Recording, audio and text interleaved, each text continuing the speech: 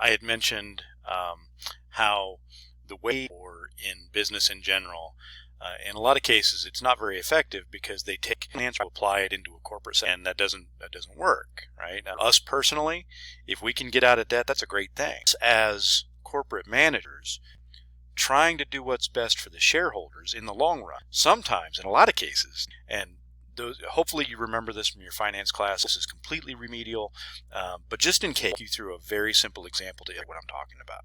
Okay, so let's just say that you have an opportunity to buy a hot dog cart. Not class for some of you. To get that hot dog cart, you're going to have to invest $1,000, right? That's how much the cart costs. Okay, and let's say that you operate that cart for a year, and it generates free cash. It generates a profit of $100. Okay, pretty simple. The return on the investment, the profit divided by how much you invested. That hot dog cart is going to give you a return. Okay, now it's up to you to decide, is 10% good? How does that 10% compare to what you could have gotten by putting that money into a different company or a different operation, right? But that's a sort of decision you have to make. All right, now let's take another scenario.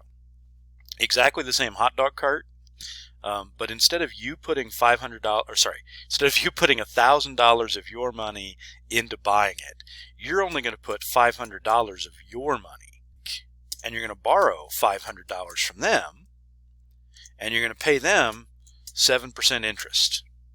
Okay, that's leverage. That's corporate debt.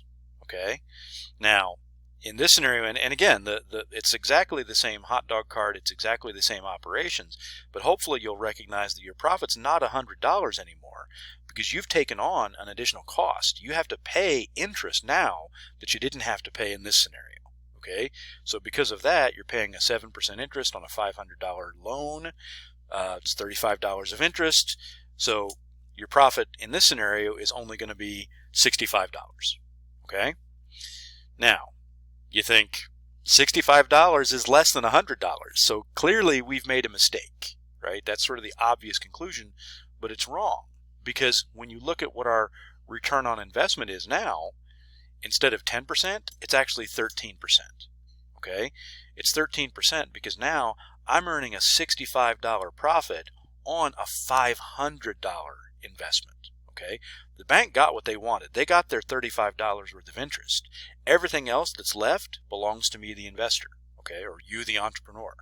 And so I would rather, as an investor, get a $65 profit on a $500 investment than get a $100 profit on a $1,000 investment, because this is giving me a bigger bang for my buck. It's a more efficient use of my capital. Okay, so this is a very simple illustration of the effect of leverage. And another way to look at it would be to say, I can borrow money at 7%, invest it in an operation that generates 10% return. The spread, the 3% difference, goes directly to the shareholders. Okay, that's a good thing. Now, can you screw it up? Absolutely. If the interest rate is 13%, then this ROI is going to go down because you're borrowing at a higher rate than what the investment is going to return. Okay, you can have too much debt that is greater than your ability to service the debt based on your operations and your profitability. Okay, but I use this just to illustrate the fact that debt in a corporate setting is not to be avoided. Those companies that immediately go out and try to pay off all their debts generally underperform companies that understand the positive effect that leverage can have on the shareholders. Okay, you got to be smart about it. You can't have too much. You got to manage it effectively, but it's a really powerful tool for helping you fulfill your obligations. So